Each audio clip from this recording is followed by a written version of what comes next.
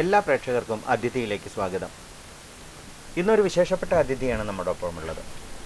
നമ്മൾ സ്വാഭാവികമായിട്ടും പല കടകളിലൊക്കെ നമ്മൾ എഴുതി കാണാറുണ്ട്. നമ്മളിപ്പോൾ സ്പ്രേയോ അല്ലെങ്കിൽ പിന്നെ ഐറ്റംസൊക്കെ വാങ്ങാൻ പോകുന്ന സമയത്ത് നമുക്ക് അവിടെ എഴുതി വെച്ച് കാണാം ഊതും അത്തറും എന്നൊക്കെ പറഞ്ഞിട്ട്. അപ്പോൾ എന്താണ് ഈ ഊത്, എന്താണ് അത്തർ, ഇത് തമ്മിലുള്ള വ്യത്യാസം എന്താണ്, സ്പ്രേ എന്താണ്, ഇതൊക്കെ നമ്മൾ ഒരു പക്ഷേ ചിന്തിച്ച് കാണില്ല. പക്ഷേ ഊത് എന്ന കൃഷി അതിനെപ്പറ്റി കൂടുതൽ അറിയുകയും അതിനെപ്പറ്റി റിസർച്ച് നടത്തുകയും ചെയ്യുന്ന ഒരു വിശിഷ്ട വ്യക്തിയാണ് നമ്മോടൊപ്പം ഇന്നുള്ളത്. അദ്ദേഹത്തെ നമുക്ക് പരിചയപ്പെടാം. ഇന്നിപ്പോൾ ഞങ്ങൾ ഈ സ്റ്റുഡിയോയിൽ ഇരിക്കുന്നത് വളരെ വശ്യമായ ഒരു സുഗന്ധത്തിൻ്റെ ഒരു പശ്ചാത്തലത്തിലാണ്. ഇതാ നിങ്ങൾക്ക് കാണാൻ കഴിയുന്നുണ്ടാവും ഇവിടെ. ഇതാണ് ഊത്. ഇതിനെക്കുറിച്ച് പഠനം നടത്തുകയും അതിൻ്റെ വിപുലീകരണത്തിന് പല രാജ്യങ്ങൾ സന്ദർശിക്കുകയും അതിനു വേണ്ടി ഒരു ഫാം നടത്തുകയും ഒക്കെ ചെയ്യുന്ന ഒരു വ്യക്തി കൂടിയാണ് ശ്രീ ഷംസുദ്ദീൻ കോട്ടപ്പാടം. അദ്ദേഹത്തെ വളരെ സന്തോഷത്തോടെ നമുക്ക് അതിഥിയിലേക്ക് സ്വാഗതം ചെയ്യാം. നമസ്കാരം സാർ. നമസ്കാരം. വളരെ സുഗന്ധമായ ഒരു അന്തരീക്ഷത്തിലാണ് നമ്മൾ ഇത്തരം ഒരു അന്തരീക്ഷം ഇതുവരെ കിട്ടിയിട്ടില്ല. സാറ് ഷംസുദ്ദീൻ സാറ് ഈ ഊത് എന്ന ഈ ഒരു വസ്തുവിനെ നമുക്ക് കാണിച്ചു തരുമ്പോഴാണ് ആക്ച്വലി എന്നെ സംബന്ധിച്ചിടത്തോളം ഞാൻ പറയാം ഇത് എന്താണെന്ന് എനിക്ക് മനസ്സിലാവുന്നത്. എല്ലാറ്റിനും ഡ്യൂപ്ലിക്കേറ്റും ഒറിജിനലും ഉള്ള ഒരു കാലഘട്ടത്തിലാണ് നാം ജീവിക്കുന്നത് അല്ലേ. നമുക്കൊരിക്കലും തിരിച്ചറിയാൻ കഴിയാത്ത വിധം എല്ലാം മാറിയിട്ട് എല്ലാം മാറി മറിഞ്ഞൊരു സിറ്റുവേഷനിലാണ് അല്ലെങ്കിൽ ഒരു സാഹചര്യത്തിലാണ് നാം ഇന്ന് ജീവിച്ചുകൊണ്ടിരിക്കുന്നത്. പിന്നെ ആദ്യമായി ഞാൻ അങ്ങയോട് ചോദിക്കാൻ ആഗ്രഹിക്കുന്നത് എന്താണ് ഊത്? ആ ഒരു ചോദ്യത്തിൽ ഒരുപാട് കാര്യങ്ങൾ പറഞ്ഞു തരേണ്ടി വരും. വളരെ ചുരുക്കി പറയുകയാണെങ്കിൽ നമ്മുടെ പൂർവികന്മാർ അറേബ്യൻ നാടുകളിലും അല്ലെങ്കിൽ അതിനെ മുന്നേ ഏകദേശം നമ്മുടെ പ്രവാചകന്മാരുടെ കാലം തൊട്ട് തന്നെ അവരുടെ മനസ്സിനും ശരീരത്തിനും സന്തോഷവും ഒരു ആത്മീയ സുഗന്ധം എന്നുപോലെ ഉപയോഗിച്ചിരുന്ന ഒരു വസ്തുവാണ് ഊത്.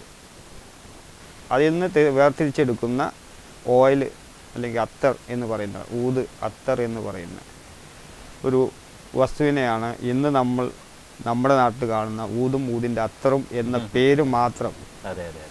ആ പേര് മാത്രമേ ഉള്ളൂ. ആ പേരിൽ ഉള്ള കച്ചവടം നടക്കുന്നത്. അപ്പോൾ നമ്മുടെ നാട്ടിൽ സാധാരണ ഉണ്ടാവുന്ന ഒരു മരത്തിൽ നിന്ന് ഉണ്ടായിരിക്കുന്ന ഒരു വസ്തുവാണ് ഇത് എന്നുള്ളത്. ഇപ്പോൾ സാറ് നേരത്തെ പറഞ്ഞ പോലെ അതുപോലും നമ്മുടെ ആളുകൾ തിരിച്ചറിയുന്നില്ല.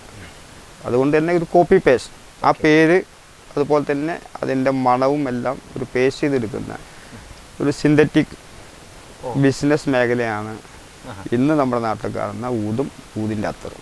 അപ്പോൾ നമുക്കിതിൽ നിന്ന് സിന്തറ്റിക് അല്ലാതെ ഇതിപ്പോൾ നമുക്ക് തിരിച്ചറിയാനുള്ള സാറിനെ പറ്റി ഒരുപാട് പഠനങ്ങൾ നടത്തിയൊരു വ്യക്തി കൂടിയാണല്ലോ. മാത്രമല്ല ഫാമും ഉണ്ട്. ഇപ്പോൾ ഷൊർണൂർ പ്രദേശങ്ങളിൽ ഈ ഊത് എന്ന് പറയുന്ന ഈ മരം എത്രമാത്രം ഉണ്ടായിരുന്നു? റിസർച്ചിൻ്റെ ഭാഗമായിട്ട് അങ്ങ് അത് സ്റ്റഡി ചെയ്തിട്ടുണ്ടാവില്ലേ? ഞാൻ കേരളം മൊത്തത്തിൽ ഇപ്പോൾ ഇതിൻ്റെ ഏകദേശം ഒരു 130ഓളം സെമിനാർ കേരളത്തിൽ നടത്തിയിട്ടുണ്ട്. ഏകദേശം ഒരു 1.5 മില്യൺ 15 ലക്ഷത്തോളം മരങ്ങൾ, ഒരു 30 വർഷം വരെ പ്രായമുള്ള മരങ്ങൾ കേരളത്തിലുണ്ട്. ഈവൻ ഷൊർണൂരടക്കം നിങ്ങളുടെ ഈ നാടിലടക്കം ഇതുണ്ട് എന്നുള്ളതാണ്. അപ്പോൾ അത് അറിയാം അവർക്ക്. ഊതാണ് വളരെ വാല്യൂഡാണ്. കാരണം മാർക്കറ്റിൽ അവർ കേട്ട വിലയൊക്കെ വലിയ വിലയാണ്. കിലോന് 5 ലക്ഷം 3 ലക്ഷം എന്നൊക്കെ പറയുന്നത്. അപ്പോൾ അത് നമ്മുടെ വീട്ടിലുണ്ടാകുന്ന മരമാണെന്ന് പറഞ്ഞാൽ അത് മറ്റുള്ളവരോട് പറഞ്ഞാൽ എന്തായിരിക്കും, മരം മുറിച്ചു കൊണ്ടുപോകും, അങ്ങനെയൊക്കെ ഒരു ചിന്ത കൊണ്ട് തന്നെയാണ് ആളുകൾ അത് ഒരാളോട് ഷെയർ ചെയ്യാനുള്ളത്.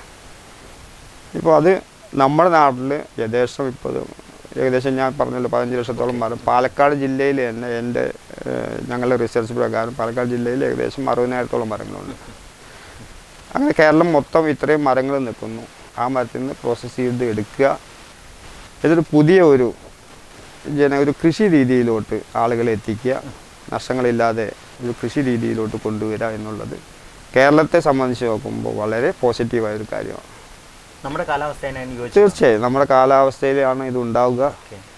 ഏകദേശം പ്രത്യേകിച്ച് തന്നെ ഒരു സീ ഏരിയ, കടപ്പുറത്ത് ഉപ്പ് രുചിയുള്ള മണ്ണൊഴിച്ച് വേറെ എവിടെയും നമുക്കിത് പ്ലാൻ ചെയ്യാം. അപ്പോൾ കാലാവസ്ഥയ്ക്ക് പ്രത്യേക മാറ്റം കേരളത്തിൻ്റെ കാലാവസ്ഥയ്ക്ക് വളരെ യോജിച്ചതാണ്. ഏറ്റവും നന്നായിട്ട്, അതായത് ഏറ്റവും നല്ല ഊത് ആക്ച്വലി ലോകത്തിൻ്റെ ഏത് ഭാഗത്താണുള്ളത്? ഏകദേശം 19ഓളം സ്പീഷീസ് ഉണ്ട്. അതിൽ 17 സ്പീഷീസ് ഇന്ന് നിലവിലുണ്ട്. അതിൽ തന്നെ 7ഓളം സ്പീഷീസിനെ നല്ലൊരു ഇനത്തിൽ പെടുത്തിയതുണ്ട്. അതെ, അതിൽ ഏറ്റവും ടോപ്പ് സ്പീഷീസ് എന്ന് പറയുന്നത് അക്വിലേറിയ മലാക്കൻസിസ് ആൻഡ് ക്രെസന എന്ന് പറയുന്നത്. ഈ രണ്ടുമാണ് ഇന്ത്യയിലുള്ളത്. അപ്പോൾ ഓരോ രാജ്യത്തും ഉള്ളതിലും എല്ലാ സ്പീഷീസിലും ടോപ്പ് ഊതുകളുണ്ട്, ഏറ്റവും ഉയർന്നതുമുണ്ട്, താഴ്ന്നതുമുണ്ട്. എങ്കിലും നമ്മുടെ ഇന്ത്യൻ ഊതിനം ആണ് ഇന്ന് വിദേശ മാർക്കറ്റിൽ ഏറ്റവും നല്ല ഡിമാൻഡുള്ളത്. നമ്മൾ ഏറ്റവും കൂടുതൽ ഈ ഊത് ഉപയോഗിക്കുന്ന രാജ്യങ്ങൾ ഏതാണ്? നമ്മൾ കേട്ടറിഞ്ഞതുപോലെ അറബ് നാട് എന്നുള്ളതാണ്. പക്ഷെ അറബ് നാടിനേക്കാൾ കൂടുതൽ യൂറോപ്യൻസ് ആണ് എക്സ്ക്ലൂസീവായിട്ടുള്ള ഊതും അതിൻ്റെ പ്രൊഡക്റ്റുകളും അവർ ഉപയോഗിച്ചു പോകുന്നത്.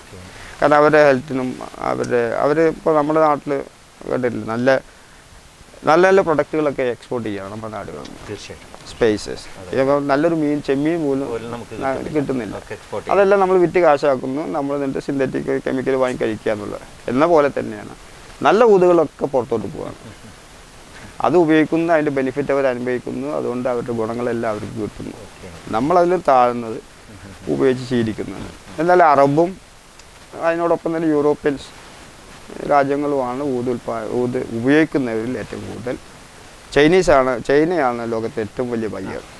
ജപ്പാനും ചൈന അവരാണ് ഏറ്റവും കൂടുതൽ ബയ്യേഴ്സ്. അവർ വഴിയാണ് മറ്റ് രാജ്യങ്ങളിലോട്ടൊക്കെ ഈ സാധനം എത്തിപ്പെടുന്നത്. നമുക്ക് ഈ പറയും ഇത് പുരാണങ്ങളുമായിട്ട് ഒരു വളരെയധികം ബന്ധപ്പെട്ട് കിടക്കുന്നതാണ് ഊത് അല്ലേ? തീർച്ചയായും. കാലം മുതൽ തന്നെ ഇതിനെപ്പറ്റി നമ്മൾ കേട്ടത് ബൈബിളിലായാലും ഖുറാനിലായാലും ഒക്കെ തന്നെ, ഹിന്ദു മെത്തോളജി ആയാലും അതിലൊക്കെ തന്നെ നമ്മൾ കേട്ടറിവുണ്ട് ഈ ഒരു കാര്യം. എന്താണ് അതിൻ്റെ ഒരു സിസ്റ്റമാറ്റിക്കലി എന്താണ്? ശരിക്കും എല്ലാ പുരാണങ്ങളിലും ഇപ്പോൾ ആദം മുതലുള്ള ചരിത്രം എന്ന് പറഞ്ഞു കഴിഞ്ഞാൽ ആദ്യം ലോകം തുടങ്ങുന്ന കാലം മുതലുള്ളതായി അല്ലേ? തീർച്ചയായിട്ടും. അപ്പോൾ അതുപോലെ തന്നെ ഖുറാനിലും പ്രവാചകന്റെ കാലത്തും ഇവർ ഒരുപാട് ചികിത്സാ മുറകൾ ഊതുമായി ബന്ധപ്പെട്ടുണ്ടായിരുന്നു. അത് ബൈബിളിലും പറയുന്നുണ്ട്. പക്ഷെ ഓരോന്നിനും പ്രത്യേക പേരാണ്. ഇപ്പോൾ ബൈബിളിൽ പറയുന്നത് അലോസ് വുഡ് എന്നാണ് പറയുന്നത്. ഊത് അങ്ങോട്ട് വന്നിട്ടില്ല. അലോസ് വുഡ് എന്ന് പറയുന്നത് തന്നെയാണ് ഊത്. കൃഷ്ണഗുരു എന്ന കൃഷ്ണനെ ആരാധിച്ചിരുന്നു എന്ന് പറയുന്ന ഒരു വൃക്ഷമാണ് ഊത്. അതുപോലെ തന്നെ ഊത് എന്ന അറബ് വാക്കാണ്. അതാണ് മുസ്ലിം ഏരിയകളിലും ടിബറ്റുകാരും അവരാണ് ഇതിന് ഒരു അമ്പലങ്ങളിലും അവരുടെ വീടുകളിലും ഒക്കെ ഇത് പോയിച്ചാൽ ഒരു ആത്മീയ സുഗന്ധം ഉണ്ടാകും, ഒരു സ്വർഗീയ സുഗന്ധം അവരുടെ വീടുകളിലുണ്ടാകും. മനസ്സിനും ശരീരത്തിനും അതൊരു പോസിറ്റീവ് എനർജി ഉണ്ടാക്കും എന്നുള്ളത് ഒരു കൺസെപ്റ്റ് അവർക്കുണ്ട്. അപ്പോൾ അവരുടെ ഇടയിൽ ബുദ്ധമതസ്ഥരുടെ ഇടയിൽ ഇത് വല്ലാതെ പ്രചരിക്കും. അവർ പഴയ കാലം മുതൽ തന്നെ ഉപയോഗിക്കുന്നുണ്ട്. അപ്പോൾ ആ ഒരു ഇപ്പോൾ ഖുറാനികമായി ഇപ്പോൾ ഞാനൊരു ഇസ്ലാമിക വിശ്വാസിയാണ്. ഇപ്പോൾ ഞാൻ നോക്കുമ്പോൾ അവർ ചെയ്തു വന്നിരുന്ന ഫോളോ അപ്പ് ചെയ്യുന്നതാണ്. അപ്പോൾ അവർ എന്തിനാണ് ഇത് ഉപയോഗിച്ചിരുന്നത്, എന്തെല്ലാം അവസരങ്ങൾക്ക് ഉപയോഗിച്ചിരുന്നത് എന്നുള്ള വ്യക്തമായിട്ട് എഴുതപ്പെട്ടതാണ്. അത് ശരിക്ക് അറബികൾ അത് കൊണ്ടു നടക്കുന്ന അതിൻ്റെ ബെനിഫിറ്റ് അവർക്ക് കിട്ടുന്നതുമാണ്. പോസിറ്റീവ് എനർജി എന്ന് പറഞ്ഞാൽ ശരീരത്തിനും മനസ്സിനും. ഇപ്പോൾ ഇവിടെ ഇരിക്കുമ്പോൾ ഈ സുഗന്ധത്തിൽ കുറച്ച് ഇരുന്നാൽ തന്നെ നമ്മുടെ മനസ്സിലുള്ള ടെൻഷനൊക്കെ പോകുന്നതായിരിക്കും. അപ്പോൾ ഇത് എന്ന മരം നമ്മളിപ്പോൾ സാറ് പറഞ്ഞു ഇത് നമുക്കൊരു പോസിറ്റീവ് എനർജി കിട്ടുന്നു. അപ്പോൾ നമ്മുടെ വീടുകളിലൊക്കെ വെക്കുകയാണെങ്കിൽ അത് എത്രമാത്രം ഗുണകരമായിരിക്കും? ശരിക്കും അത് രണ്ട് രീതിയിൽ ചെയ്യുന്നവരുണ്ട്. ഇപ്പോൾ ഒരു ഊതുമരം വീട്ടിലുണ്ടെങ്കിൽ ഒരുപാട് ബെനിഫിറ്റുകൾ അതുണ്ട്. പക്ഷെ നമ്മളതൊരു കൃഷി രീതിയിലോട്ട് അതിൻ്റെ ബെനിഫിറ്റുകൾ പ്രചരിക്കാൻ ഞാൻ എന്തായാലും തയ്യാറല്ല. കാരണം അത് ഓരോരുത്തരുടെ വിശ്വാസമാണ്. വിശ്വാസത്തിൻ്റെ അനുസരിച്ച് എന്തായാലും നമ്മുടെ വീടുകളിൽ ഇപ്പോൾ ഹിന്ദു പുരാണങ്ങൾ പറയുന്നത് ആ വീടിൻ്റെ കന്നിമൂലയിൽ ഈ മരം ഉണ്ടെങ്കിൽ ആ വീടിൻ്റെ ഉള്ള ദോഷങ്ങളെല്ലാം ആ മരത്തിൻ്റെ മുകളിൽ നോക്കിയാൽ കാണാമെന്നുള്ള അത്രമാത്രം ഡാമേജ് അതിന് മുകളിൽ വരും. അത് ഞാൻ പോയി നേരിട്ട് കണ്ട് അനുഭവിച്ചിട്ടുള്ള ഒരാളാണ്. അത്തരം വിശ്വാസങ്ങൾ. കാരണം എൻ്റെ രീതി തന്നെ റിസർച്ചാണ്, ഏതെല്ലാം രീതിയിൽ അങ്ങനെ ഉണ്ട് എന്നുള്ളതിനെ കുറിച്ച്. ഇപ്പോൾ ഞങ്ങളുടെ രീതിയിലാണെങ്കിൽ ആ ഒരു നേരത്തെ പറഞ്ഞ ഒരു പോസിറ്റീവ് എനർജി നമുക്ക് ഫീൽ ചെയ്യാൻ കഴിയും. ഇപ്പോൾ യൂറോപ്യൻസ് എല്ലാം തായ്ലാൻഡിലൊക്കെ ഈ പ്ലാന്റേഷനിൽ ഒരു ദിവസം സ്പെൻഡ് ചെയ്യാൻ ഒരാൾക്ക് $100 ചാർജ് ചെയ്യും. അവർ വെറുതെ വന്ന് അവിടെ കിടക്കുന്നു, കടപ്പുറത്ത് പോയി കിടക്കുന്നത് പോലെ. ഇതിന് പ്രത്യേകത ഉണ്ടെന്ന് അവർ വിശ്വസിക്കുന്നു. അത് അവർക്ക് ഒരു ബെനിഫിറ്റ് അവർക്ക് അനുഭവിക്കാൻ കഴിയുന്നതുകൊണ്ടാണല്ലോ അവർ ചെയ്യുന്നത്. അപ്പോൾ ഇന്ന് ഇത്തരം ഇതിൻ്റെ ഒരു പ്രചാരകരായിട്ട്, അതായത് നമുക്ക് അതിനെപ്പറ്റി പ്രചരിപ്പിക്കാൻ അല്ലെങ്കിൽ ഒരു പരിസ്ഥിതിയോടെ ഒരു ബന്ധപ്പെട്ട് കിടക്കുന്ന കുറേ കാര്യങ്ങളും കൂടെയുണ്ട് സാർ ഇപ്പോൾ പറയുണ്ടായി. അതിനുവേണ്ടി എന്തെല്ലാം സംഘടനയുണ്ടോ, അതിനുള്ള പ്രവർത്തനങ്ങൾ എന്തൊക്കെയാണ് സാർ? ശരിക്കും ഊതിന് വേൾഡ് വൈഡ് ഒരു ഗ്രൂപ്പുണ്ട്. ശരിക്കും ഇതിൻ്റെ പ്രൊട്ടക്ഷൻ അവരാണ്. സൈറ്റീസ് എന്നാണ് പറയുക. സ്വിറ്റ്സർലാൻഡ് ബേസ് ചെയ്തിട്ടാണ്.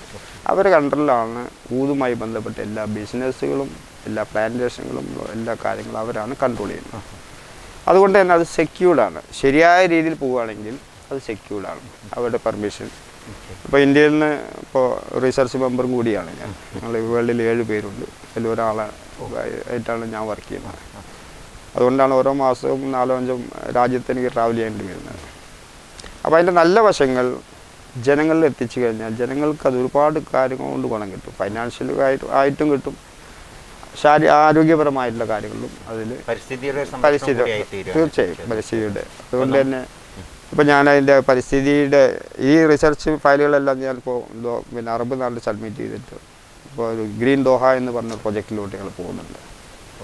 പ്രത്യേകിച്ച് അവർ അറബ് നാടൊക്കെ പ്രത്യേകിച്ച് നല്ല സപ്പോർട്ട് ചെയ്യുന്നുണ്ട്. കാരണം അവരൊക്കെ ഗ്രീനിഷ് ആയിക്കൊണ്ട് വരിക, നമ്മളൊക്കെ മരുഭൂമിയായിട്ട് വന്നുകൊണ്ടിരിക്കുക. പക്ഷേ ഇന്നൊരു തിരിച്ചുവരവ്, അതായത് ഇപ്പം പരിസ്ഥിതി ദിനമൊക്കെ കേരളത്തിൽ ആചരിക്കുന്നുണ്ടെങ്കിൽ പോലും ഞാൻ ചോദിക്കട്ടെ ശ്രീ ശംസുദ്ദീൻ സാർ, നമുക്ക് സ്കൂളുകളിലൊക്കെ ഒരു ഈദ് മരം എന്തുകൊണ്ട് വെച്ചുകൂടെ? കേരളത്തിൽ ഒത്തിരി സാർ ഞങ്ങളെ ഓർമ്മയുണ്ടെന്നറിയില്ല, നമ്മുടെ പ്രണബ് മുഖർജി രാഷ്ട്രപതിയായിരിക്കുമ്പോൾ നമ്മുടെ നിയമസഭാ മന്ദിരത്തിൽ ഒരു ഊതുമരം നട്ടിരുന്നു. അതിനോട് ബന്ധിച്ച് എല്ലാ ഗവൺമെൻറ് ഓഫീസുകളും ഞാനതിന് സ്പോൺസർ ചെയ്തിട്ടുണ്ടായിരുന്നു. അതെവിടെ എത്തിയില്ല. എല്ലാ സ്കൂളുകളിലും എൻ്റെ വക ഞാൻ കൊടുക്കാമെന്ന് പറഞ്ഞിട്ട് നമ്മുടെ കേരള കൗമുദി പോലുള്ള പത്രങ്ങളൊക്കെ ഒരുപാട് അതിനെ സപ്പോർട്ട് ചെയ്ത് അവർ വഴി കുറേ ചെയ്തിട്ടുണ്ട്. കാസർഗോഡ് മുതൽ തിരുവനന്തപുരം വരെയുള്ള മിക്ക അമ്പലങ്ങളിലും പള്ളികളിലും ചർച്ചുകളും ഞാൻ എൻ്റെ വകയായിട്ട് പ്ലാൻ ചെയ്ത് കൊടുത്തിട്ടുണ്ട്. അതിന് ഏറ്റവും വലിയ തോട്ടമായിട്ട് ചെയ്ത കൂറ്റനാട് ജുമാ മസ്ജിദ് മഹല്ലിൽ വലിയ തോതിൽ അതൊരു കൃഷിയായിട്ട് തന്നെ അവർ ചെയ്തിട്ടുണ്ട്. അതിന് വേണ്ടിയിട്ടുള്ള എല്ലാ സപ്പോർട്ടും ഞാൻ ചെയ്തു കൊടുക്കുന്നുണ്ട്. ഫ്രീ ആയിട്ടുള്ള മെയിൻ്റനൻസ് വരെ അഡ്വൈസിങ് ഒക്കെ കൊടുക്കുന്നുണ്ട്. നമ്മൾ തയ്യാറായ കാര്യമാണ്. റോഡ് വക്കിന് പിന്നെ 4 മരം വെച്ചിട്ട് 2 ദിവസം ഒരു ഷോ കാണിക്കേണ്ട കാര്യമില്ല. നല്ല രീതിയിലാണെങ്കിൽ ഇത് പ്രൊമോട്ട് ചെയ്യുകയാണെങ്കിൽ സ്കൂളുകൾ വഴിയും കൃഷിഭവൻ വഴിയും ഒക്കെ നമുക്കിത് സപ്പോർട്ട് ചെയ്യാവുന്നതാണ്. അതൊരു എക്സ്പെൻസോ കാര്യങ്ങളോ ഒന്നും വരുന്നത് എല്ലാ ഗവൺമെൻറ് അങ്ങനെ ഉണ്ടെങ്കിൽ അതിനൊക്കെ നമ്മൾ തയ്യാറായെന്നാണ്. ഇപ്പോൾ നമ്മുടെ പ്ലാൻ മെഡിസിൻ ബോർഡിൻ്റെ ഡയറക്ടറുണ്ട്, CEO ഡോക്ടർ രാധാകൃഷ്ണൻ സാർ. അദ്ദേഹം വളരെ ആക്റ്റീവായിട്ട് ഇതിലോട്ട് വന്നിട്ടുണ്ട്. കാരണം എന്താ വെച്ചാൽ ഗവൺമെൻറ്റിൻ്റെ സെൻട്രൽ ഗവൺമെൻറ്റിൻ്റെയും സ്റ്റേറ്റ് ഗവൺമെൻറ്റിൻ്റെയും ഏറ്റവും കൂടുതൽ സബ്സിഡി നൽകുന്ന ഒരു കൃഷിയാണിത്. ഇന്ന് മറ്റ് സ്റ്റേറ്റുകളിലെല്ലാം 75% സബ്സിഡി സ്കീം ഫാർമേഴ്സിന് കിട്ടുമ്പോൾ നമ്മൾ കേരളത്തിൽ മാത്രം അതില്ല. ഇപ്പോൾ ഒരു വർഷമായിട്ട് അതിന് ട്രൈ ചെയ്തുകൊണ്ടിരിക്കുകയാണ്. ഐ ഹോപ്പ് നാളത്തെ ഒരു തീർച്ചയായിട്ടും വരുമെന്നുള്ളതാണ്. നമുക്കറിയാം ഇപ്പോൾ എല്ലാ പരിസ്ഥിതി ദിനത്തിലും പിന്നെ ഈ കുട്ടികൾക്ക് ഒരു കോടികൾ ചെലവഴിച്ച് ഒരു മാമാങ്കമാണ്, പറയാതിരിക്കാൻ വയ്യ. കാരണം അതൊരു വേറൊരു മാമാങ്കം. ഇപ്പോൾ എൻ്റെ അവിടെ തന്നെ ഉണ്ട്. ഞാൻ മരം വെക്കുന്നത് മറ്റൊരു കാണിക്കുക എന്നുള്ളതല്ല, പ്രകൃതിക്ക് വേണ്ടി ചെയ്യുന്നതിന് ഒരു ഷോയിൻ്റെ കാര്യമില്ല. അപ്പോൾ എൻ്റെ വഴിക്ക് ഇങ്ങോട്ട് പട്ടാമ്പി വീഴുന്ന വരെയാണെങ്കിൽ അന്ന് വെച്ചത് ഏകദേശം 750ഓളം മരമാണ്. അതിലൊരു 75 മരം പോലും ഇരുന്നില്ല. അന്നത്തെ ദിവസത്തോടു കൂടി അത് കഴിഞ്ഞു. അതൊരു ഫണ്ടുണ്ടാക്കുന്നു, അത് വെച്ച് അന്നത്തെ ദിവസത്തോട് ഷോ കാര്യങ്ങളുണ്ട്. അത് നല്ല ശരിയായ രീതിയിൽ മെയിൻറ്റെയിൻ ചെയ്ത് പോവുകയാണെങ്കിൽ ഇന്ന് ഗോഡ്സ് ഓൺ കൺട്രി എന്ന് പറയുന്നത് നമ്മുടെ ഗ്രീനിഷ് അത് നമ്മൾ വിട്ടുപോകാൻ ശ്രദ്ധിച്ചില്ലെങ്കിൽ നാളെ വലിയ തീർച്ചയായും. ഞാനിപ്പോൾ സാറ് പറഞ്ഞു എൻ്റെ വഴിയിൽ എന്ന് പറഞ്ഞു. പക്ഷേ ഞാൻ ഒരു കാര്യം പേഴ്സണലായിട്ട് ചോദിക്കണം, സാറിൻ്റെ ജന്മസ്ഥലം ശരിക്കും എവിടെ? ഞാൻ പാലക്കാട് ജില്ലയിലെ കൂറ്റനാട് അടുത്ത് കോട്ടപ്പാടം എന്നാണ് പറയാം. അതാണ് കോട്ടപ്പാടം, ശംസുദ്ദീൻ കോട്ടപ്പാടം എന്ന് പറയുന്നത് അതുകൊണ്ടാണ്. എൻ്റെ നാടിൻ്റെ പേരോട് കൂട്ടി അറിയപ്പെടാനും എനിക്കതാണ് ഏറ്റവും ഒരു സന്തോഷം. ഇപ്പോൾ എൻ്റെ കുടുംബം മൊത്തം പഴയ കൃഷിക്കാരാണ്. കൃഷിക്കാരെന്ന് പറഞ്ഞാൽ അന്ന് വിദ്യാഭ്യാസം ആണെങ്കിൽ പോലും കൃഷി കഴിഞ്ഞിട്ടേ ഉള്ളൂ മറ്റെന്തും. നെൽകൃഷി അടക്ക എല്ലാ കൃഷികളും, എല്ലാ തെങ്ങ് അടക്ക പ്രധാനമായും നെൽകൃഷിയാണ്. ഇന്നും അത് ഞാൻ ഫോളോ ചെയ്തുകൊണ്ട് കൊണ്ടുവരുന്നുണ്ട്. ലോകത്തെ ഏകദേശം 550ഓളം വെറൈറ്റി പ്ലാന്റ്സ് എൻ്റെ കൃഷിയിടത്തിലുണ്ട്. മെഡിസിനായിട്ടും ഫ്രൂട്ട്സായിട്ടും ഓരോ നാടുകൾ പോകുമ്പോൾ ഞാൻ അവിടുന്ന് കളക്ട് ചെയ്ത് കൊണ്ടുപോകുന്നത്. അപ്പോൾ ഊത് തന്നെ ലോകത്ത് 17 സ്പീഷീസ് ഉള്ളതിൽ 9 സ്പീഷീസ് എൻ്റെ വീട്ടിലുണ്ട്. അത് എൻ്റെ റിസർച്ച് പർപ്പസായിട്ട് കൊണ്ടുവരണം. സെക്കൻഡറി സ്കൂളിന് ശേഷം ഇതുപോലെ തന്നെ കൃഷിയിലൂടെ തന്നെയായിരുന്നു. അങ്ങനെ ഗൾഫിൽ പോകാനൊരു അവസരം കിട്ടി. എൻ്റെ ജ്യേഷ്ഠന്മാരൊക്കെ അവിടെയായിരുന്നു. അങ്ങനെ ഇവിടെ ചെന്ന് തന്നെ നല്ലൊരു സ്പോൺസർഷിപ്പ് അല്ലെങ്കിൽ അവിടെ ഷെയ്ഖ് ഫാമിലികളുമായിട്ട് ബന്ധപ്പെട്ടിട്ട് അവരുടെ കൂടെ ഉള്ള ഇടപഴകലിലൂടെയാണ് ഊതിനെ കുറിച്ചിട്ട്. കാരണം അവർ ദിനം പ്രതി എന്ന പോലെ ലക്ഷങ്ങളെന്ന് വാങ്ങിയിട്ട് പുകച്ചുണ്ടാക്കുന്നു. അതിലൊരു പ്രത്യേകമായൊരു അടുപ്പം എനിക്കുണ്ടായിരുന്നു. പിന്നെ അവർ വഴി തന്നെയാണ് ഞാൻ അബുദാബി എയർപോർട്ടിൽ ഒരു 13 വർഷം ലേബറായി കയറി ഫ്ലൈറ്റ് ആൻഡ് മാനേജറായിട്ട് റിട്ടേൺ ചെയ്ത് വന്നു. അപ്പോൾ അതിനുശേഷം ഈ ഒരു പ്രാന്താണ് അത് ആ ജോലി ഉപേക്ഷിക്കാനുണ്ടായ കാരണം. അവരുടെ ഒരു ഉപയോഗ അവരൊരു രീതി ശരിക്കും ഇതുപോലെ ഈ ലക്ഷങ്ങൾ കൊടുത്തത്. ഇപ്പം ഞാൻ വഴിയാണ് ഞാൻ വാങ്ങിച്ച് കൊണ്ട് കൊടുക്കും. ഇപ്പം എനിക്കതറിയാം അതിൻ്റെ വാല്യൂ. ഇത്ര ലക്ഷം രൂപക്ക് വാങ്ങിയാണ്. ചിലപ്പോൾ അതൊക്കെ ഒരു രാത്രി കൊണ്ട് തന്നെ അവരുടെ ഒരു കല്യാണങ്ങൾക്കോ അവരുടെ എന്തെങ്കിലും പ്രത്യേക ചടങ്ങുകൾക്കോ ഇത് നമ്മൾ കാശിട്ട് കത്തിക്കുന്നത് പോലെയാണ്. അതിൽ നിന്ന് കിട്ടുന്ന അനുഭൂതി എന്താണ് അവർക്ക് എന്നുള്ള ഒരു ചോദ്യമാണ് അതിലോട്ടൊന്ന് ടേൺ ചെയ്യാൻ. നമ്മൊക്കെ കേട്ടിരുന്നത് ആസാമിൻ്റെ ഉൾവനങ്ങളിൽ മാത്രം ഉണ്ടാവും, ജനങ്ങളുടെ ആളുകളുടെ സ്പർശനമേറ്റാൽ ഇതിന് ഊത് ഉണ്ടാകുകയില്ല എന്നുള്ളതൊക്കെ. അപ്പോൾ അന്ന് തന്നെ നമുക്ക് ഇതിൻ്റെ അവയർനെസ് ആളുകൾക്ക് ഇല്ല എന്നുള്ളത്. അപ്പോൾ അതൊരു കൺട്രോൾഡാണ്. ഇതൊരു വലിയ വലിയ കാര്യങ്ങളൊക്കെ ഒരു മാഫിയ കൺട്രോൾ പോലെ ഊതും ആ ഒരു രീതിയിലോട്ടാണ്. അതിൽ നിന്നൊക്കെ ഒരു വേറിട്ടൊന്ന് ചിന്തിച്ച് അത് നമ്മുടെ ആളുകൾക്ക് കയ്യിൽ വന്നാൽ, നമ്മുടെ കൃഷിക്കാർക്ക് ഇടയിൽ വന്നാൽ എന്തുകൊണ്ട് നമുക്ക് അതിൻ്റെ ബെനിഫിറ്റ്, നമ്മുടെ നാടിന് അതിൻ്റെ ഒരു ബെനിഫിറ്റ് ഉണ്ടാക്കിക്കൂടാ എന്നുള്ളത് നമുക്ക് അതിലോട്ട് വരാനുള്ള കാരണം ഉണ്ടായിരുന്നു. ഇപ്പോൾ അതിനെപ്പറ്റി റിസർച്ചൊക്കെ നടത്തിയല്ലോ. അപ്പോൾ ഒരുപാട് നടത്തിയിട്ട് പിന്നെ ഏതൊക്കെ എന്തായാലും സ്വേച്ഛൻ്റെ ഒരു ഫലം കാണാതിരിക്കില്ല. തീർച്ചയായും നമ്മുടെ പ്രവർത്തനത്തിൻ്റെ ഒരു അംഗീകാരം എന്നുള്ള പല അവാർഡുകൾ നമുക്ക് കിട്ടിയിട്ടുണ്ടാവും. അവിടെയൊന്നും പറയുന്നില്ല, ഒരു അംഗീകാരം എന്ന് ഞാൻ പറയട്ടെ. തീർച്ചയായും ഒരുപാട് കാര്യം. ഇപ്പോൾ നാഷണൽ ബയോഡൈവേഴ്സിറ്റിയുടെ 2-3 വർഷം തുടർച്ചയായിട്ട് അവരുടെ ഈ ഊത് കൃഷിയെ പ്രോത്സാഹിപ്പിക്കുന്നതിന് പുതിയൊരു ക്രോപ്സിനെ ഇൻട്രൊഡ്യൂസ് ചെയ്യുക എന്നുള്ളതിനെ കുറിച്ചിട്ട് അവർ അതിൻ്റെ പ്രയോജന നിലയ്ക്ക് 3 വർഷമായിട്ട് ഞാൻ അവർ അവാർഡ് ചെയ്യാൻ വഹിക്കുന്നുണ്ട്. മറ്റ് കേരള കൗമുദിയുടെ അതുപോലെ മറ്റ് 1-2 പത്രമാധ്യമങ്ങളുടെ രീതിയിൽ. കാരണം അത്യാവശ്യം കുറച്ച് ആർട്ടിക്കലുകൾ കാര്യങ്ങളൊക്കെ എഴുതുന്ന ഒരാളാണ്. ഇന്തോനേഷ്യയിൽ നിന്നും ശ്രീലങ്കയിൽ നിന്നും അതുപോലെ. എന്നാൽ അതിന് മേലെ ജനങ്ങളുടെ അല്ലെങ്കിൽ നമ്മളൊക്കെ ബഹുമാനിക്കുന്ന പല ആളുകളുടെ പേരിലുള്ള ഒരു അവാർഡൊക്കെ എന്ന് പറയുന്നതോടാണ്.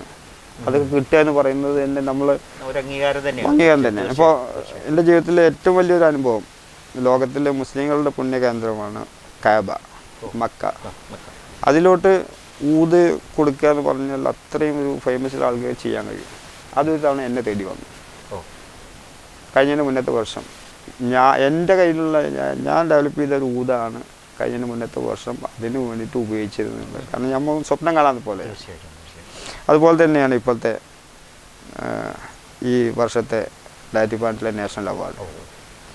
ആ നാഷണൽ അവാർഡ് എന്ന് പറയുന്നതിനേക്കാൾ മേലെ നമ്മളൊക്കെ ഏറ്റവും കൂടുതൽ ബഹുമാനിക്കുന്ന ഒരു ഇന്ത്യക്ക് വേണ്ടി സ്വയം ജീവിതം മൊത്തം കളഞ്ഞ ഒരാളാണ് APJ അബ്ദുൽ കലാം സാറിൻ്റെ പേരിലുള്ള പ്രഥമ അവാർഡ് എന്ന് പറയുമ്പോൾ അതൊക്കെയാണ് നമുക്ക് കിട്ടുന്ന മുന്നോട്ട് പോകാനുള്ള ഏറ്റവും കൂടുതൽ പ്രോത്സാഹനം കിട്ടുന്നത്.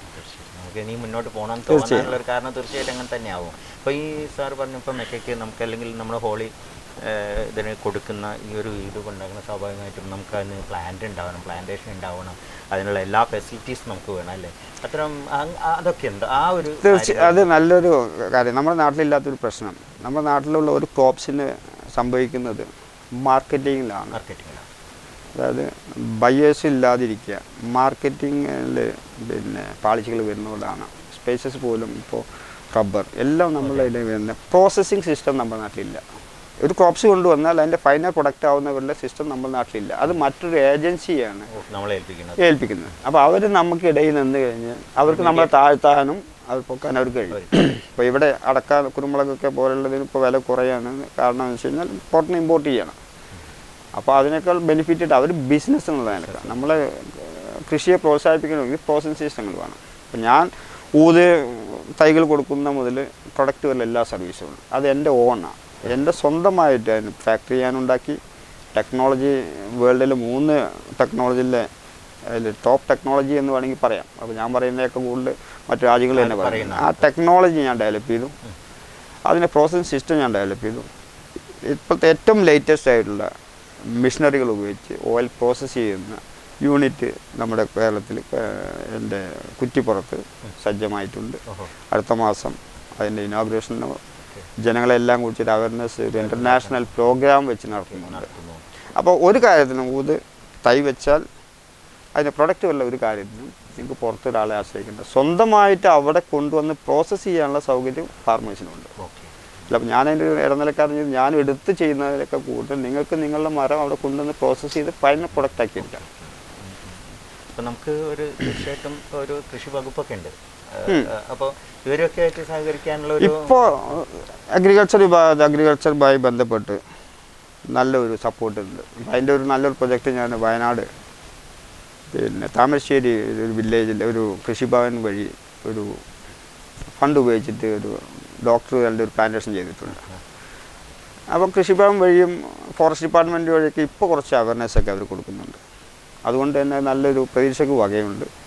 തന്നെയല്ല അഗ്രികൾച്ചറിൻ്റെ ഒരുപാട് ആളുകൾ എന്നെ സപ്പോർട്ട് ചെയ്യുന്നുണ്ട്. എനിക്ക് അതിൻ്റെ അവയർനെസ് തരുന്ന ഒരു അഡ്വൈസർ തരുന്നുണ്ട്. നമുക്കും അങ്ങോട്ട് അവർക്കും തീർച്ചയായിട്ടും അനുഭവ സമ്പത്തുണ്ടല്ലോ. തീർച്ചയായിട്ടും സാർ നമുക്കറിയാം, ഇപ്പോൾ ഇത് ഒരു നമ്മുടെ നാട്ടിലൊരു കുരുമുളകോ അല്ലെങ്കിൽ ഒരു അടയ്ക്ക മരമോ അല്ലെങ്കിൽ ഒരു തെങ്ങോ വെച്ചാൽ ഒരു ഏകദേശം 5-6 വർഷം കൊണ്ട് നമുക്ക് അതിൻ്റെ ഫലം കിട്ടും തീർച്ചയായിട്ടും. പക്ഷേ ഒരു ഈദ് മരം എന്ന് പറയുമ്പോൾ നമുക്ക് ഉദ്ദേശിച്ച രീതിയിൽ ഇപ്പോൾ നല്ല ഇപ്പോൾ എങ്ങനെയാണ് ഈ ഊത് ഉണ്ടാക്കുന്നത്? ഊത് ഇപ്പോൾ നമ്മൾ കേട്ടറിഞ്ഞത് 100 കൊല്ലം 50 കൊല്ലമൊക്കെ കഴിഞ്ഞതിൽ നിന്നാണ് ഊത് നല്ലൊരു ഫോം ചെയ്ത് എടുക്കുക, നല്ലൊരു വില ഒക്കെ കിട്ടുക എന്നുള്ളത്. അത് ശരിയാണ്.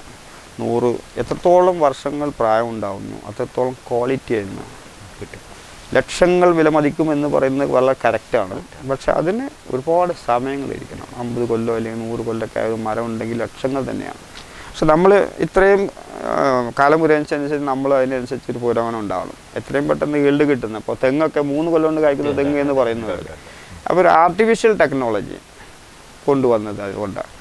ഈ 50 വർഷം കൊണ്ടൊക്കെ കിട്ടുന്ന ഫലം നമുക്കൊരു 7-8 വർഷത്തിനുള്ളിൽ ഉണ്ടാക്കിയെടുക്കുക എന്നുള്ള രീതിയിലാണ്. അപ്പോൾ ആ ഒരു ടെക്നോളജി വന്നതിന് ശേഷമാണ് ഊത് കൃഷിയായിട്ട് ജനങ്ങൾ ചെയ്യാൻ വേണ്ടി തുടങ്ങിയത്. പിന്നെ അവർക്ക് അതിനുള്ള ബെനിഫിറ്റുകളും കിട്ടുന്നു.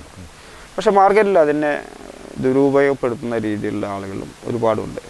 കാരണം ലക്ഷങ്ങൾ ഓഫർ ചെയ്യുക 5 കൊല്ലം കൊണ്ടൊക്കെ കിട്ടുമെന്ന് പറഞ്ഞു. പക്ഷെ അതിൻ്റെ സാധ്യതകൾ നേരത്തെ പറഞ്ഞതുപോലെ പഠിക്കാത്തതാണ്. അതിൻ്റെ സാധ്യതകൾ എങ്ങനെ കിട്ടും എന്നുള്ളത് കർഷകൻ എന്തായാലും അറിഞ്ഞിരിക്കണം. അപ്പോൾ നല്ല രീതിയിലാണെങ്കിൽ ഇന്ന് കിട്ടാവുന്നതിൽ ഏറ്റവും നല്ല ബെനിഫിറ്റ് കൃഷിയാണ് ഊത്. അത് പക്ഷേ അതിൻ്റെ സ്ട്രൈറ്റായ വഴിയിലൂടെ തന്നെ പോകണം. നിങ്ങൾക്ക് അതിനെ കുറിച്ചുള്ള എല്ലാ അവയർനെസ്സും നിങ്ങൾക്ക് കൃഷി ചെയ്യുന്ന ആളുകൾക്കുണ്ടാവണം. എങ്കിൽ മാത്രമേ, കാരണം അതിലെങ്ങനെയാണ് ഫോം ചെയ്യുന്നത്, എന്താണ് അതിൽ എങ്ങനെയാണ് പ്രോസസ്സ് ചെയ്യുന്നത്, എങ്ങനെയാണ് നമുക്കതിൽ ബെനിഫിറ്റ്, അത് കർഷകർക്ക് പറഞ്ഞു കൊടുക്കുക എന്നുള്ളതാണ് എൻ്റെ പരിപാടി. അങ്ങനെ സ്വയം പര്യാപ്തം വന്നാൽ തന്നെയാണ് ഊത് കൃഷി ഇവിടെ വളരെ വിജയകരമായിട്ട്. ഊത് കൃഷി സ്വാഭാവികമായിട്ട് ഇത് എങ്ങനെയാണ് വിത്ത് എടുത്തിട്ടാണോ കൃഷി? മദർ പ്ലാന്റിൻ്റെ വിത്ത് തന്നെ വേണം. കാരണം അതിനും ഒരുപാട് സീക്രട്ട് ഓഫ് അഗർവുഡ് എന്ന് പറയുന്ന ഒരു ഇതുണ്ട് ഉണ്ട്. ഒരുപാട് കാര്യങ്ങൾക്ക് ആ ഒരു സീക്രട്ട് തന്നെ നിലനിൽക്കും. ടൈമിങ് വളരെ ഇതാണ്. ഇപ്പോൾ ഒരു സീഡ് നമുക്ക് ഇപ്പോൾ ഞാൻ സാറിന് ഒരു 10 സീഡ് വന്നു കഴിഞ്ഞ് മുളപ്പിക്കാൻ മുളക്കുകയില്ല. 5% ജനറേഷൻ ചാൻസ്. പക്ഷെ ആ ഒരു ടൈമിങ് നമ്മൾ കീപ്പ് ചെയ്താൽ 100% സീഡ് ഉണ്ടാക്കിയിരിക്കുന്നത്. അങ്ങനെ തന്നെയാണ് നമ്മൾ ഏറ്റവും നല്ല സ്പീഷീസിൻ്റെ മദർ പ്ലാന്റിൽ നിന്ന് ഉൽപ്പാദിപ്പിക്കുന്ന സീഡ് വെച്ചാണ് തൈകൾ ഉണ്ടാക്കുന്നതും. ഇത് നമുക്ക് ഗ്രാഫ്റ്റ് ചെയ്തിട്ടോ അങ്ങനെ ഇല്ല. അതിപ്പോൾ നമുക്കൊരു ഒരുപാട് ആളുകൾ ഇവിടെ ആ ഒരു തന്ത്രം ഇവിടെ വരുന്നുണ്ട്. Tissue culture plant. Tissue culture plant എന്ന് പറയുന്നത് ലോകത്ത് എവിടെയും ഊതില്ല, ചെയ്യുന്നില്ല. കാരണം ഇത് നമുക്ക് 4-5 വർഷം കൊണ്ട് ഒരു ഫ്രൂട്ടോ അല്ലെങ്കിൽ ഒരു വർഷം കൊണ്ട് ബെനിഫിറ്റായൊരു സാധനം, ഇത് നാച്ചുറലായിട്ട് അതിൻ്റെ ഉള്ളിൽ വേണ്ട ഒരു പ്രക്രിയയാണ്. അപ്പോൾ അതിന് മദർ പ്ലാന്റാണ് ഏറ്റവും ബെറ്റർ. അപ്പോൾ അതിന് ഉപയോഗിക്കുന്ന പല പേരുകളും പല സ്പീഷീസും ഇവിടെ നിന്ന് ഇമ്പോർട്ട് ചെയ്ത് കൊടുക്കുന്നു എന്ന് പറയും. അത് ശുദ്ധ മണ്ടത്തിലാണ്. അങ്ങനെ ഓരോ മണ്ണിനും കാലാവസ്ഥയ്ക്കും അനുസരിച്ച ഓരോ സ്പീഷീസ് ഉണ്ട്. ഇന്ത്യൻ മണ്ണിനാണെങ്കിൽ മലക്കൻസിസ് ആൻഡ് ക്രസിന, മറ്റൊന്നും ഇവിടെ ഇല്ല. പക്ഷെ അതൊരു ബിസിനസ് ട്രിക്കാക്കി കൊണ്ട് നടക്കുന്ന കുറേ ആളുകളുണ്ട്. അപ്പോൾ അത് ഇപ്പോൾ ഈ മരം ഇപ്പോൾ സ്വാഭാവികമായിട്ട് നമ്മളെ വീടുകളിൽ വെക്കാൻ പാടില്ലാത്ത മരങ്ങൾ, പാടുള്ള മരങ്ങൾ അങ്ങനെയൊക്കെ ഉണ്ടല്ലോ. റെസ്ട്രിക്ഷനുകളൊന്നും ഊത് മരത്തിനില്ല. ഇതൊരു ഫോറസ്റ്റ് വുഡാണ്. ഇപ്പോൾ ചന്ദനം പോലെയുള്ള ഒരു റെസ്ട്രിക്ഷനും ഈ ഊത് മരത്തിന് ഇല്ല. കാരണം എല്ലാ സ്റ്റേറ്റിൻ്റെയും എൻ്റെ സ്റ്റഡി ആദ്യം അത് തന്നെയായിരുന്നു. എല്ലാ സ്റ്റേറ്റിൻ്റെയും forest department permission, even Kerala government അടക്കം പെർമിഷൻ ഞാൻ ആദ്യമേ വാങ്ങിച്ചിട്ട് ഇല്ല എന്നുള്ളത്. അങ്ങനെ ഉണ്ടെങ്കിൽ ഇപ്പോൾ നമ്മൾ പിന്നെ ഇത് പ്രൊമോട്ട് ചെയ്ത് നാളെ അങ്ങനെ വിഷയം വന്നു കഴിഞ്ഞാലും വിഷയമാണ്. അപ്പോൾ അത്തരം ഒരു കാര്യങ്ങളൊന്നും. പക്ഷേ ഈ ഉപയോഗങ്ങൾ മറു രാജ്യങ്ങളിലോട്ടുള്ള വ്യാപാരത്തിൽ ഞാൻ നേരത്തെ പറഞ്ഞ സൈറ്റീസാണ്. അവരെ പെർമിഷൻ ഉണ്ടെങ്കിൽ മാത്രം നിങ്ങൾക്ക് കണ്ടെയ്നർ പോലും കൊണ്ടുപോകാം, ഡ്യൂട്ടി പോലും ഇല്ലാതെ. മറ്റുള്ള കാര്യങ്ങൾ എന്തൊക്കെയല്ല എഴുതാറുണ്ടോ? ഇപ്പം നേരത്തെ പറഞ്ഞ ഒരു ആർട്ടിക്കിൾ ഇതുമായി ബന്ധപ്പെട്ട് ഇപ്പോൾ ഞാൻ ശരിക്കും ഒരു 7 വർഷമായി ദ സീക്രട്ട് ഓഫ് അഗർവുഡ് എന്ന് പറയുന്ന ഒരു ബുക്കിന് വേണ്ടി ഇരിക്കുന്നു. പക്ഷേ ഓരോ ദിവസവും കഴിയുന്തോറും അത് പുതിയ അറിവിലോട്ട് എത്തുന്നത് അത് കംപ്ലീറ്റ് ചെയ്യാൻ കഴിഞ്ഞിട്ടില്ല. എന്തായാലും അടുത്ത വർഷം 2019 ഇതിനോടനുബന്ധിച്ച് അത് പബ്ലിഷ് ചെയ്യണമെന്നുണ്ട്. അതിന് ഒരുപാട് ആളുകൾ വേൾഡിൽ ഇപ്പോൾ നെതർലാൻഡ്സും യൂറോപ്പിലൊക്കെയുള്ള ഒരുപാട് ആളുകൾ അതിന് സപ്പോർട്ടുണ്ട്. ഓരോ റിസർച്ച് ഫയലുകളെല്ലാം എത്തി ഏകദേശം 3/4 ഭാഗമായിട്ടുണ്ട്. ഇത്രയും ഒരുപാട് ആർട്ടിക്കിൾ അറബിക്, മലയാളം, ഇംഗ്ലീഷിലൊക്കെ ആർട്ടിക്കിൾ എൻ്റെ ഉണ്ട്. അപ്പോൾ കർണാടക ഗവൺമെൻറ്റൊക്കെ എൻ്റെ ആർട്ടിക്കിൾ ഊതിനെ കുറിച്ചുള്ള ആർട്ടിക്കിൾ പബ്ലിഷ് ചെയ്തിട്ടുണ്ട്. ഒരുപക്ഷെ നമ്മുടെ ഈ ഒരു ഇൻ്റർവ്യൂ കണ്ടിട്ട് ഇതിനെപ്പറ്റി അറിയാത്തവർ, അല്ലെങ്കിൽ അറിയണം, അല്ലെങ്കിൽ പ്ലാന്റേഷൻ തുടങ്ങണം, അല്ലെങ്കിൽ ഇത് പ്ലാന്റ് ചെയ്യണം എന്നൊക്കെ ഉദ്ദേശിച്ച് വരികയാണെങ്കിൽ സാറിനെ ഇത് കൺസൾട്ട് ചെയ്താൽ അതിനെപ്പറ്റിയുള്ള തീർച്ചയായും. ഇപ്പോൾ കേരളത്തിൽ എൻ്റെ വർക്കിലെ ഒരു 25% മാത്രമേ കേരളത്തിലുള്ളൂ. കാരണം ഇപ്പോൾ ശ്രീലങ്കയിലാവട്ടെ മറ്റുള്ള രാജ്യങ്ങളിൽ കർഷകർ അവർ എത്രത്തോളം ഇതിനോട് ആത്മാർത്ഥത കാണിക്കുന്നു, അപ്പോഴേ നമുക്കും ഒരു ഇതുണ്ടാവുള്ളൂ. നമ്മുടെ നാട്ടിൽ എന്തൊരു വന്നു കഴിഞ്ഞാലും നെഗറ്റീവ് വശത്തിനാണ് പ്രാധാന്യം കൊടുക്കുന്നത്. അപ്പോൾ 15 ലക്ഷം ഊതുമരം കേരളത്തിൽ നിന്നിട്ടും ഊതിനെക്കുറിച്ച് അറിയില്ല എന്ന് പറയുന്ന ഒരു അത് വലിയ വിഷമമാണ്. കാരണം 15 ലക്ഷം മരം എന്ന് പറയുന്നത് പഴയ കാലത്തുള്ളതാണ്. അതിനെ ഡെവലപ്പ് ചെയ്ത് കഴിഞ്ഞാൽ ലോകത്തിൽ ഊതിനെ ഇഷ്ടപ്പെടുന്നവർക്ക് ഒരു ശരിയായ ഒരു ഇത്രയും സെക്യൂർഡായ ഒരു കേരളത്തിൽ ശരിയായ രീതിയിലൊരു ഊത് ടൂറിസത്തിനെ നമുക്ക് ഡെവലപ്പ് ചെയ്യാൻ കഴിയും. ആ ഒരു പ്രൊജക്റ്റ് ഞാൻ ഗവൺമെൻറ് കൊടുത്തിട്ടുണ്ട്. അപ്പോൾ അതിന് ഇപ്പോൾ ആസാം, മണിപ്പൂർ പോലെയുള്ള, നാഗാലാൻഡ് പോലെയുള്ള രാജ്യങ്ങളിലില്ലാത്ത അതിനേക്കാൾ നല്ല പ്രൊട്ടക്ഷനുള്ള നാടാണ് കേരളം. ആർക്കും വരാം കേരളത്തിൽ. അപ്പോൾ അങ്ങനെ ഒരു കാര്യം വരികയാണെങ്കിൽ നാളെ ഇത് ലോകം ഊതുകൊണ്ടും അറിയപ്പെടാൻ കേരളം സാധ്യതയേറും.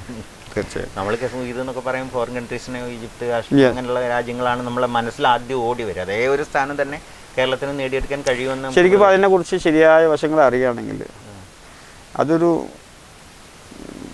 മോഹ ഇതാണ് വലയം. ഊതിലോട്ട് കടന്നാൽ അതിലോട്ട് ഇറങ്ങിപ്പോരാൻ തിരിച്ചു വരില്ല ആളുകൾ. അതുകൊണ്ടാണ് അത്രയും ഊതിൻ്റെ പെർഫ്യൂം അത്രയും കോസ്റ്റ്ലി ആയിട്ടും ആളുകൾ ഉപയോഗിക്കുന്നത്. നമുക്കതുകൊണ്ടുണ്ടാകുന്ന ബെനിഫിറ്റ് അതാണ്. ആളുകൾക്ക് അതിനെക്കുറിച്ചുള്ള അറിവാണ് അതിലോട്ട് ആളുകൾ അടുപ്പിക്കുന്നത്. ഈവൻ കൃഷിയാണെങ്കിലും ശരിയായ രീതിയിൽ അതിൻ്റെ അവയർനെസ് ക്ലാസ്സുകൾ. ഇപ്പം ഞാൻ പറയുന്നത് എന്നോടിപ്പോൾ 1000 മരം വെക്കാൻ പറയുന്നതോട് ഞാൻ 10 മരം വെക്കാനാണ് പറയുന്നത്. നിങ്ങളത് വെച്ചിട്ട് അതിൻ്റെ പ്രോഫിറ്റുകൾ കണ്ട്, അല്ലെങ്കിൽ അത് എടുക്കുക. ഇന്നിപ്പോൾ എല്ലാത്തിനും സൗകര്യമുണ്ട്. ഇന്ന് ഊത് പ്രോസസ്സ് ചെയ്ത് ആളുകൾക്ക് എന്ത് ബെനിഫിറ്റ് കിട്ടിയെന്ന് അറിയാവുന്ന സൗകര്യമുണ്ട്. അതുമായിട്ടെല്ലാം ഡിസ്കസ് ചെയ്യുക. നിങ്ങൾക്കതെല്ലാം അറിഞ്ഞിട്ടാണ് ഊത് കൃഷിയിലോട്ട് വരുന്നുണ്ടെങ്കിൽ ഒരിക്കലും അതൊരു നഷ്ടമില്ലാത്ത നല്ലൊരു കൃഷിയാക്കാൻ നമുക്ക് കഴിയും. പിന്നെ ഇതിൻ്റെ റീപ്ലാന്റിങ്ങിൻ്റെ ആവശ്യമില്ല. ഇത് റീഗ്രോ ചെയ്യുന്നുണ്ട്. നമ്മൾ കട്ട് ചെയ്താലും വീണ്ടും ഇത് ലൈഫ് ടൈമാണ്. അതുപോലെ തന്നെ ലൈഫ് ടൈം ഒരു ഇൻഷുറൻസ് എടുത്തതുപോലെ അത്രയാണ്. ഇപ്പോൾ ഇതിൻ്റെ ഭാഗമായിട്ട് കുറേ രാജ്യങ്ങൾ സന്ദർശിക്കാനുള്ള അവസരങ്ങളൊക്കെ ഉണ്ടായിട്ടുണ്ടാവുമല്ലോ. ഇതിൻ്റെ ഒരു ഭാഗമായിട്ട് തന്നെ തീർച്ചയായും. ഞാനപ്പോൾ 29ഓളം രാജ്യത്ത് എൻ്റെ യാത്ര. എനിക്കിപ്പോൾ പിന്നെ ഇനിയിപ്പോൾ അടുത്ത സ്വിറ്റ്സർലാൻഡിൽ നടക്കുന്ന വേൾഡ് പെർഫ്യൂം എൻ്റെ ഇതിലോട്ട് ക്ഷണം വന്നിട്ടുണ്ട്. അപ്പോൾ അതിന് യൂറോപ്പിലോട്ടുള്ള ഒരു കാൽവെപ്പാണ്. അപ്പോൾ അത്രയും ഇതുമായി ബന്ധപ്പെട്ടിട്ട് അത്രയും കാര്യങ്ങളിലോട്ടൊക്കെ എത്തിപ്പെടാൻ കഴിഞ്ഞാൽ ദൈവാനുഗ്രഹം. ദൈവം നമ്മളോരോ കാര്യങ്ങൾ ഏൽപ്പിക്കുന്നു, നമ്മളത് നമ്മളെ കഴിയുന്നത് പോലെ നമ്മൾ ചെയ്തു കൊടുക്കുക എന്നുള്ളതാണ് എൻ്റെ അറിവ്. എൻ്റെ അറിവ് എൻ്റെ മനസ്സിൽ വെച്ചുകൊണ്ട് മറ്റുള്ളവർക്ക് ബെനിഫിറ്റ് കിട്ടാൻ പോകുന്നില്ല. ആ അറിവുകൾ മറ്റുള്ളവർക്ക് കൊടുക്കുക എന്നുള്ളത് നമ്മളെ കാര്യമാണ്. തീർച്ചയായിട്ടും. എന്തായാലും വളരെ സന്തോഷം നിങ്ങളുടെ ഒരു ക്ഷണം സ്വീകരിച്ച് ഈ ഊതിൻ്റെ ഒരു കാര്യം മാത്രമല്ല പല കാര്യങ്ങളും അതിനെപ്പറ്റിയുള്ള ഒരുപാട് അവയർനെസ് പ്രേക്ഷകർക്ക് നൽകാൻ സാറിന് കഴിഞ്ഞു. ഇനിയും ഒരുപാട് സാറിൻ്റെ ഉദ്ദേശം പോലെ തന്നെ, അല്ലെങ്കിൽ സാറിൻ്റെ ഒരു സ്വപ്നം പോലെ തന്നെ എല്ലാ കാര്യങ്ങളും നടക്കട്ടെ, ഭംഗിയായി നടക്കട്ടെ. നാം വിശ്വസിക്കുന്ന, അല്ലെങ്കിൽ നാം വിളിക്കുന്ന ഒരു ശക്തിയുണ്ട്. ആ ശക്തി അതിന് തീർച്ചയായിട്ടും ഒരു ശക്തിയാവട്ടെ എന്ന് ആത്മാർത്ഥമായി പ്രാർത്ഥിക്കുകയാണ്. ഒരുപാട് നന്ദി സാർ. നമസ്കാരം. നന്ദി.